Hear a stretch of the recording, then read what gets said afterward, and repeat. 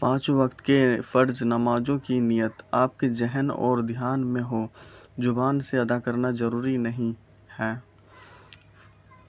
فجر: میں نیت کرتا ہوں 2 رکعت نماز فرض فجر واسطے اللہ کے، رخ میرا کعبہ شریف کی طرف، اللہ اکبر۔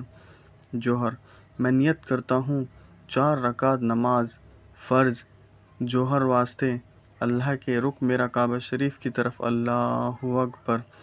عصر: میں نیت کرتا ہوں 4 رکعت نماز فرض عصر واسطے اللہ کے، رخ میرا کعبہ شریف کی طرف، اللہ اکبر۔ مغرب: میں نیت کرتا ہوں 3 رکعت نماز فرض مغرب واسطے اللہ کے، رخ میرا کعبہ شریف کی طرف، اللہ اکبر۔